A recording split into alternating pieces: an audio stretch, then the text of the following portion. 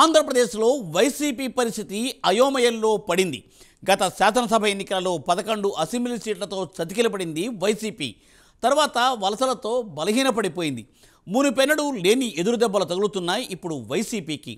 జగన్కు right hand అనుకున్న వాళ్లే హ్యాండ్ ఇచ్చే పరిస్థితి ఏర్పడుతోంది. దీంతో మళ్లీ జీరో స్థాయి నుండి పార్టీని బలోపేతం చేసేందుకు ప్రయత్నాలను చేస్తున్నారా? అందుకే జిల్లాల పర్యటనలు జగన్ చేపడుతున్నారా? పవన్ దూకుడు కూటమి ఐక్యతను తట్టుకునే శక్తి వైసీపీకి ఉందా? జగన్ పార్టీని పునర్నిర్మించుకోవడం సాధ్యమా? Let us watch the story.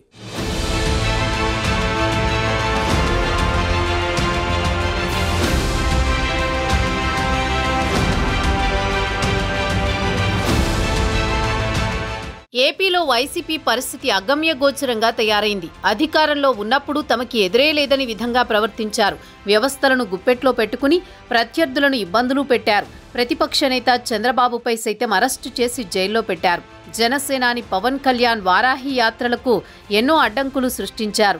ఒకానొక సమయంలో పవన్ కళ్యాణ్ను ఏపీలోకి రానియకుండా చేశారు. కొంతమంది మంత్రుల మాట తీరు ఘోరంగా ఉండేది.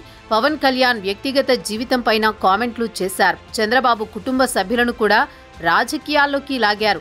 లోకేష్ పై వెటకారంగా కామెంట్లు చేశారు. పవన్ కళ్యాణ్ను అసెంబ్లీ గేటు కూడా తాకనివ్వమని ప్రగల్భాలు పలికారు. తామే మళ్లీ గెలవబోతున్నట్టు మేకపోతు గాంభీర్యాన్ని ప్రదర్శించారు.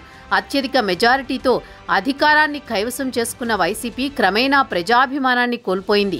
2024 సార్వత్రిక ఎన్నికల టైంకు పార్టీ పరిస్థితి ఘోరంగా మారింది. అయితే తమదే పై చెయ్యి అన్నట్లు వ్యవహరించారు. తీరా ఎన్నికల ఫలితాలు చూస్తే మైండ్ బ్లాంక్ అయిపోయే పరిస్థితి ఏర్పడింది. కనీసం ప్రధాన ప్రతిపక్ష హోదా కూడా లేకుండా చేశారు ఆంధ్ర జనం. దీంతో దిక్కుతోచని పరిస్థితిలోకి పార్టీ నెట్టబడింది.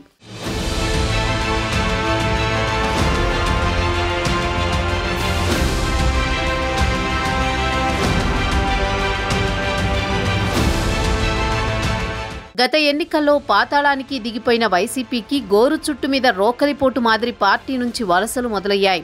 జగన్కు రైట్ హ్యాండ్ అనుకున్న వాళ్లంతా హ్యాండ్ ఇచ్చిపోతున్నారు. జగన్ సమీప బంధువు మాజీ మంత్రి బాలినేని శ్రీనివాసరెడ్డి అలియాస్ బాలినేని వాసు వైసీపీని వీడడం జగన్కు అసనిపాతంగా మారింది. బాలినేని వాసుతో మొదలైన వలసలు ఇంకా ఆగలేదు.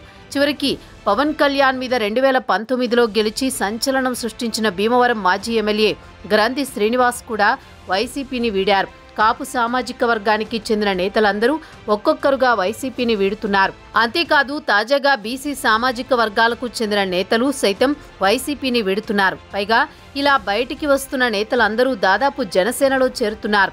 అధికారంలో ఉన్నప్పుడు ఏ పార్టీని బాగా విమర్శించారో అదే పార్టీలో చేరడం గొప్ప విషయంగా రాజకీయ విశ్లేషకులు చెబుతున్నారు. మరోవైపు నేతల చేరికలతో క్షేత్రస్థాయిలో జనసేన బలం పుంజుకుంటోంది.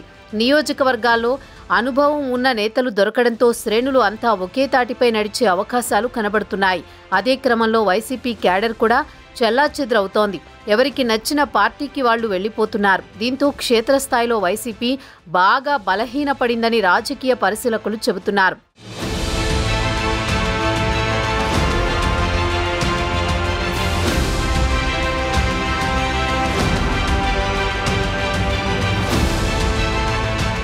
మరోవైపు జగన్తో పాటు ఎమ్మెల్యేలు శాసనసభ సమావేశాలకు హాజరు కావడం లేదు. దీంతో ప్రజా సమస్యలు చర్చించే అవకాశం కోల్పోతున్నారు.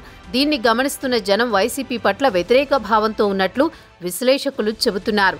సభలో డిప్యూటీ సీఎం పవన్ కళ్యాణ్ను ఫేస్ చేసే ధైర్యం లేకే జగన్ అసెంబ్లీకి రావడం లేదని విమర్శలు వస్తున్నాయి. ప్రజా సమస్యలపై అధికార పార్టీని నిలదీసే ఏకైక వేదిక శాసనసభ.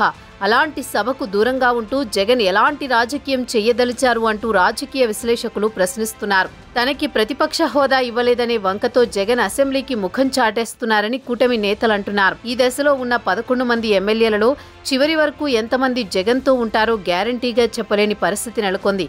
ఈ నేపథ్యంలో పార్టీని మళ్లీ మొదటి నుంచి పునర్నిర్మాణం చేపట్టాలని జగన్ నిర్ణయించుకున్నారని తెలుస్తోంది. అందుకే జిల్లాల పర్యటనలు ప్రారంభించబోతున్నారని సమాచారం.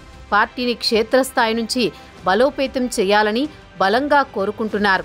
ఈ దిశగానే జిల్లా యాత్రలు ప్లాన్ చేసినట్లు తెలుస్తోంది.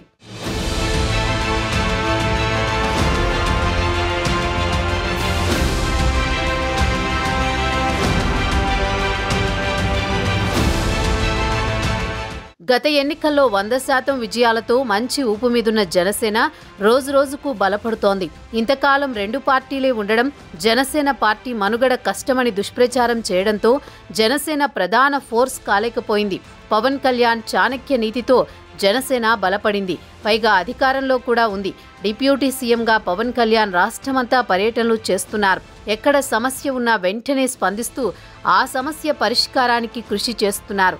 దీంతో ప్రజల్లో పవన్ కళ్యాణ్పై అభిమానం పెరుగుతోంది. మరోవైపు పవన్ కళ్యాణ్పై నమ్మకంతో పెట్టుబడులు కూడా వస్తున్నాయి. చంద్రబాబు పాలనా వ్యవహారాల్లో నిమగ్నమైతే పవన్ కళ్యాణ్ క్షేత్రస్థాయిలో ప్రభుత్వ పనితీరును పరిశీలిస్తున్నారు.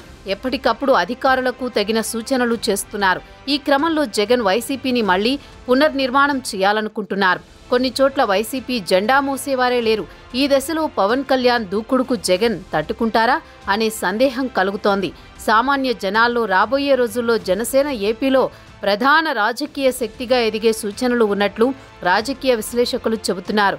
మరి జగన్ పర్యటనలు, ప్రయత్నాలు ఎంతవరకు సక్సెస్ అవుతాయో చూడాలి మరి.